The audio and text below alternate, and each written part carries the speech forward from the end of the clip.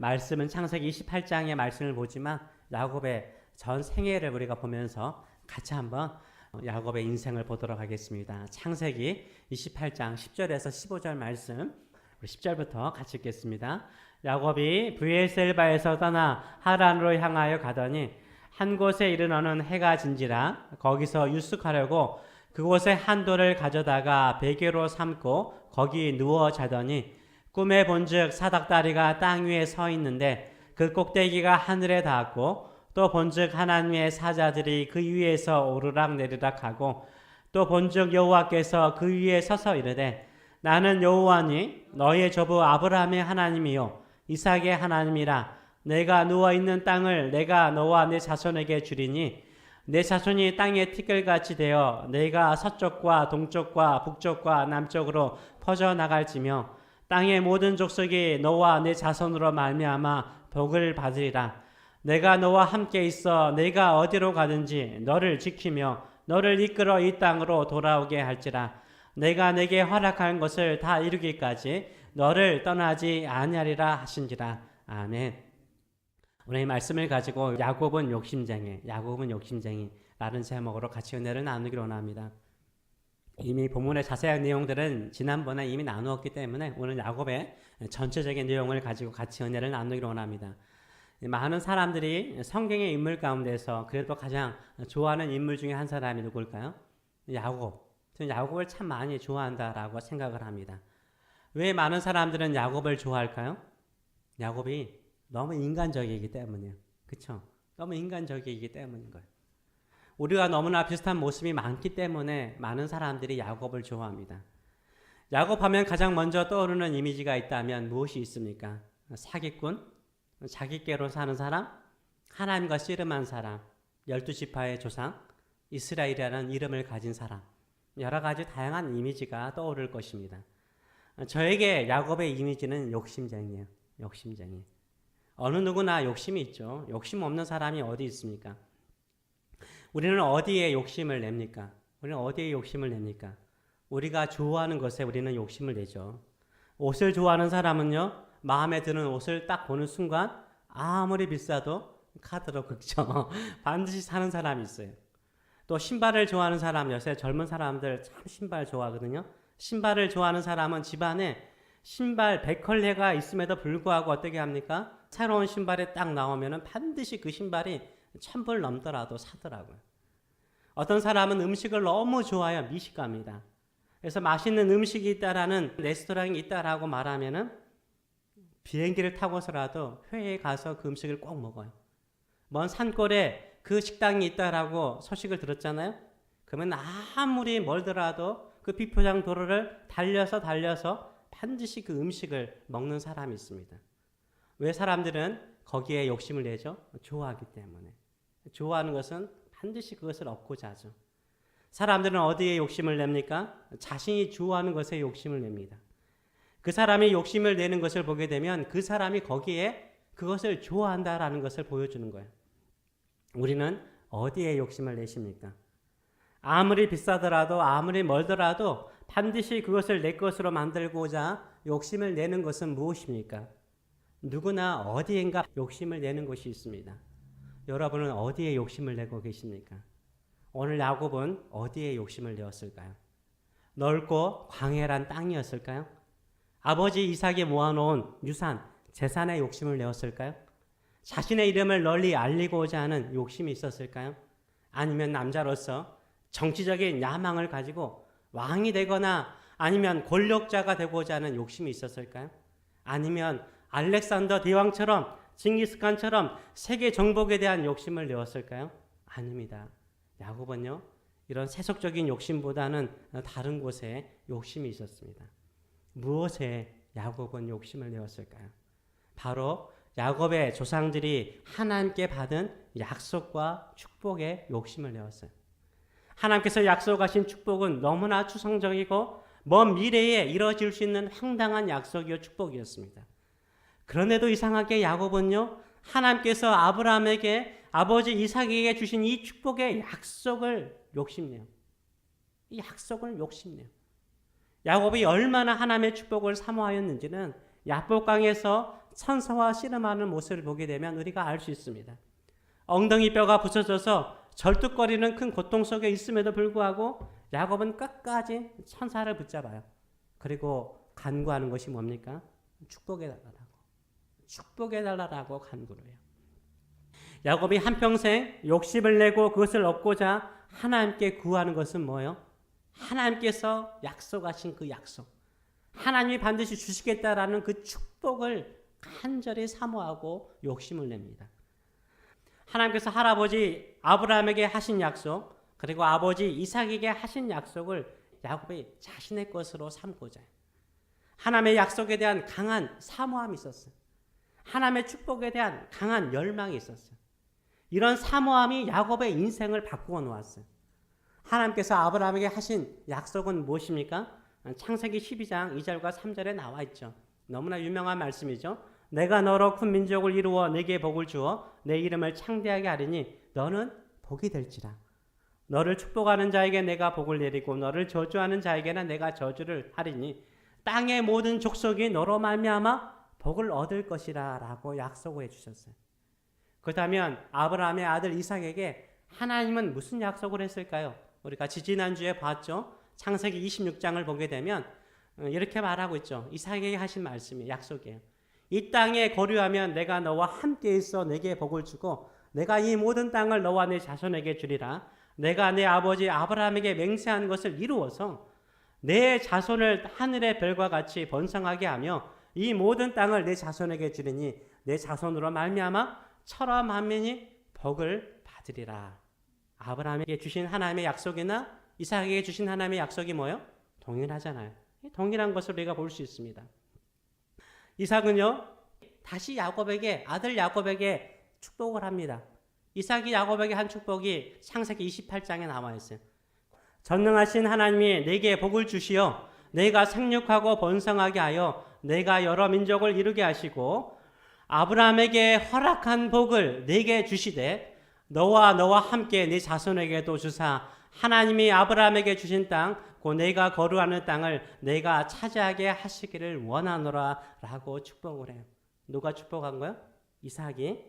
아버지 이삭이 야곱에게 다시 이런 축복을 줘요.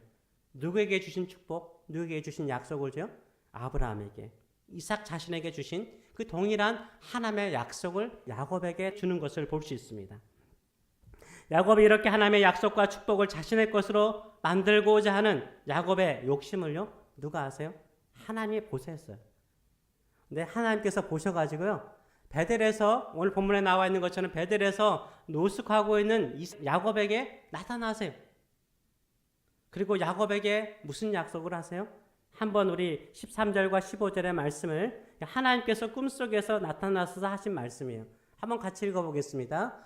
또 본즉 여호와께서 그 위에 서서 이르시되 나는 여호와니 너의 조부 아브라함의 하나님이요 이삭의 하나님이라. 내가 누워있는 땅을 내가 너와 내 자손에게 주리니 내 자손이 땅의 티끌같이 되어 내가 서쪽과 동쪽과 북쪽과 남쪽으로 퍼져나갈지며 땅의 모든 족속이 너와 내 자손으로 말미암아 복을 받으리라. 아멘. 동일하잖아요. 아브라함에게 하신 약속이나 아버지 이삭에게 하신 약속이나 하나님께서 친히 이제는 야곱에게 나타나셔서 야곱이 가지고 싶었던 그 약속을 꿈에서 동일하게 말씀해 주세요. 동일하게 축복하시는 것을 보여주고 있습니다. 야곱은요, 매우 인간적이지만 좀 특별한 사람이었어요. 아브라함에게 이삭에게 주신 하나님의 약속을 강하게 사모하는 욕심쟁이였어요. 이런 야곱을 하나님이 뭐 하세요? 사랑하세요. 이런 야곱을 하나님이 사랑하세요. 왜냐하면 세속적인 축복이 아니라 하나님의 축복, 하나님의 약속에 대한 강한 사모함이 있었기 때문입니다. 그래서 하나님께서 베델에서 직접 나타나셔서 야곱에게 약속하세요. 내가 너를 이렇게 축복해 줄게. 약속하십니다. 하나님은요, 하나님의 약속을 귀하게 여기는 사람을요, 반드시 귀하게 여기시고 축복하세요. 우리가 그런 말 하잖아요. 돼지에게 뭘 던지지 않는다고? 진주를 던지지 않아요. 돼지는 진주의 가치를 알지 못하기 때문에. 성도들 가운데도요, 하나님의 약속과 하나님의 축복을 진주처럼 귀하게 여기는 사람이 있어요. 그런 사람은요, 하나님이 반드시 축복하세요. 그 약속대로 이루어 주시는 줄 믿습니다. 에서는 팥죽 한 그릇을 위해서 이 약속을 가볍게 여기고 야곱에게 팔아버렸죠. 그러나 야곱은요, 이 약속을 너무 귀중히 여겼어요. 내 것으로 삼고자 하는 사모하는 마음이 그의 마음속에 충만해 있었어요. 그러나 이 약속의 특징은 뭐예요? 먼 미래에 이루어지는 축복이에요. 매우 또 추상적이에요. 언제 야곱의 후손이 땅의 티끌처럼 많아질 수 있습니까? 아직 베들에서 야곱은 결혼하지 않는 상태예요. 근데 티끌처럼 너희 후손들이 많아질 거라는 거예요. 언제 야곱의 후손들이 이 가나안 땅을 얻을 수 있습니까? 수백 년이 지나도 얻기 쉽지 않는 땅이잖아요. 하나님의 약속과 축복은요, 야곱 생애 가운데 이루어지는 것이 아니라 야곱이 죽고 난 먼 미래에 이루어지는 약속이었어요. 야곱은 먼 미래를 향한 약속과 축복을 위해서 자신의 모든 것을 하나님께 던집니다. 이것이 바로 뭐예요? 믿음이에요. 이게 믿음입니다. 보이지 않는 미래를 향해서 하나님의 약속을 붙들고 나가는 것이 믿음인 거예요. 야곱은 먼 미래에 성취될 하나님의 축복을 향해서 욕심을 내었어요. 이것이 야곱의 욕심의 특징인 것입니다. 이렇게 하나님의 약속과 축복을 받은 야곱의 인생이 순탄하였을까요? 하나님의 약속을 붙잡았으니까 순탄했을까요? 아니요.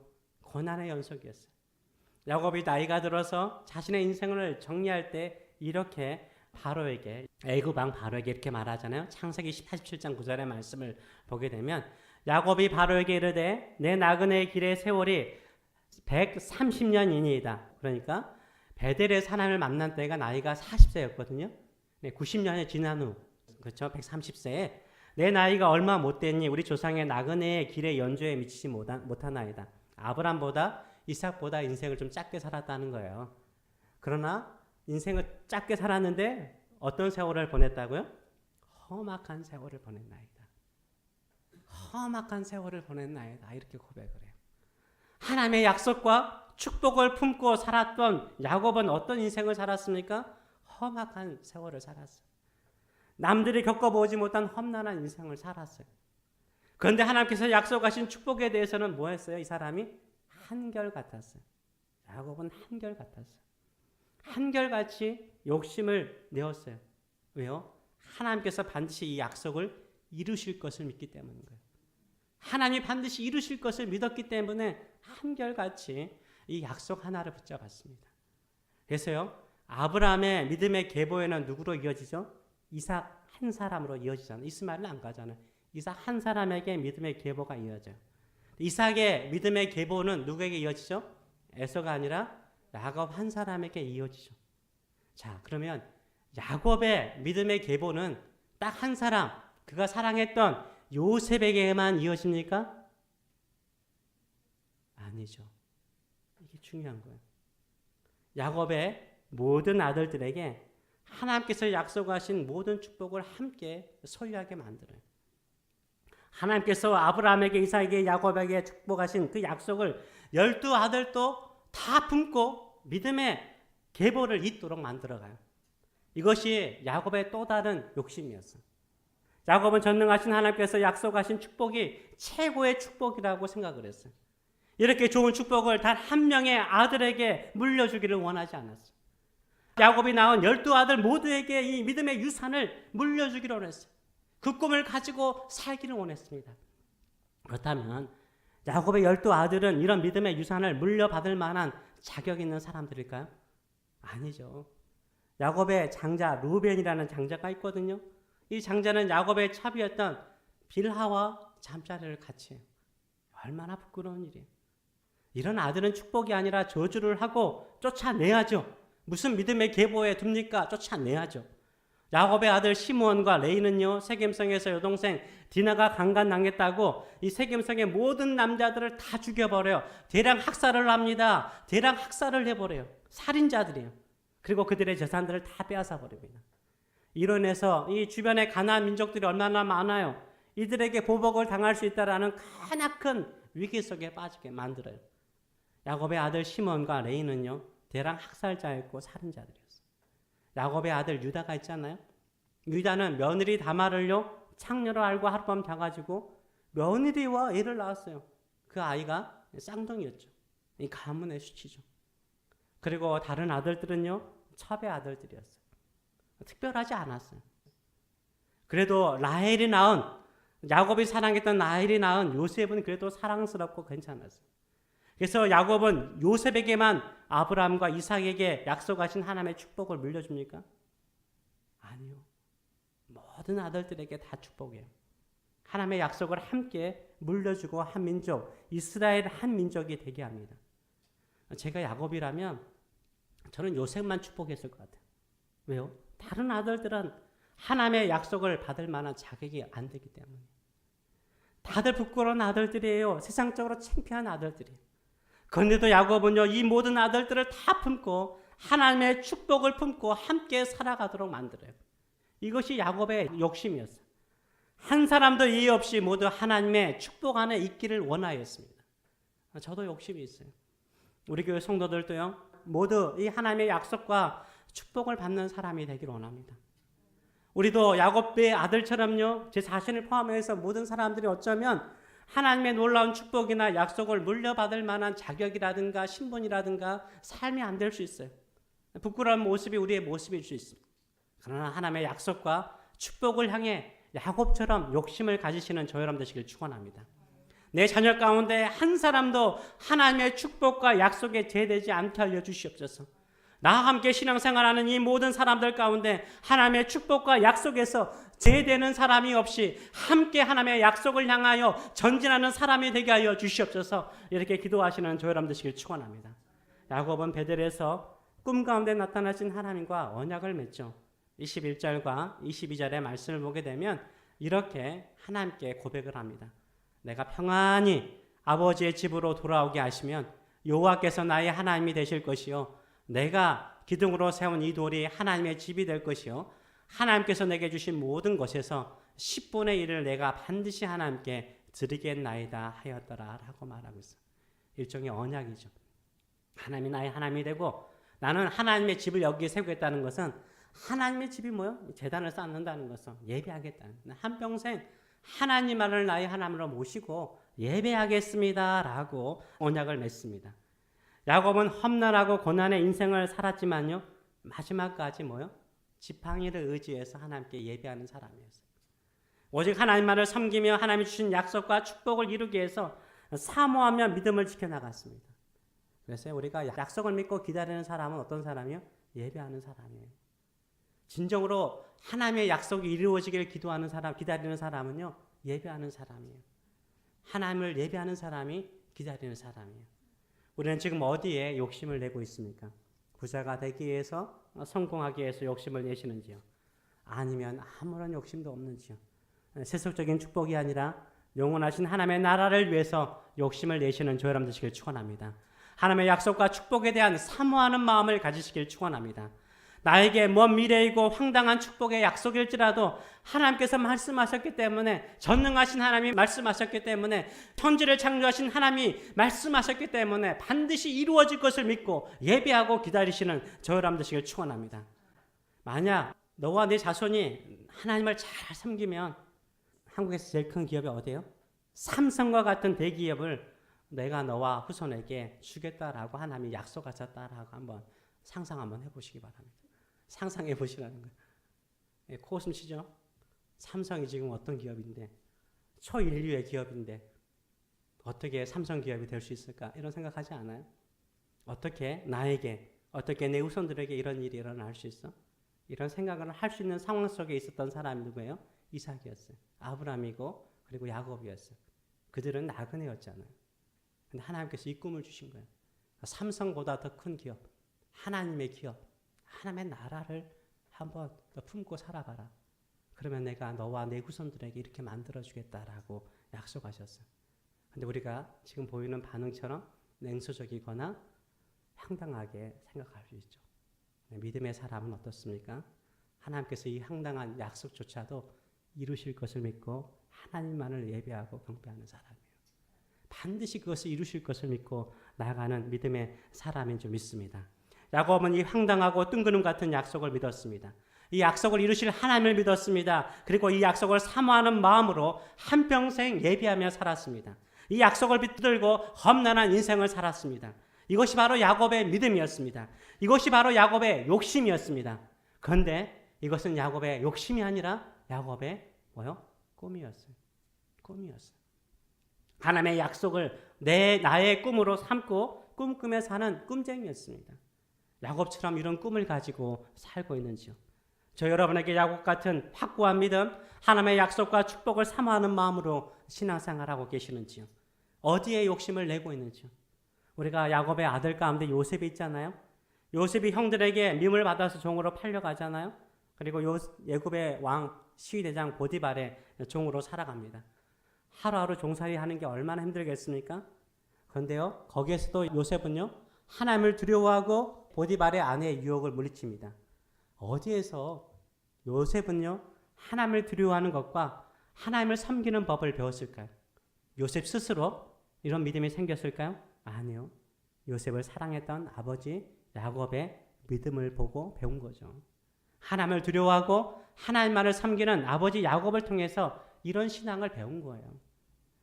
야곱은 우리처럼 욕심이 많았지만 우리와 다른 욕심을 가지고 있었습니다.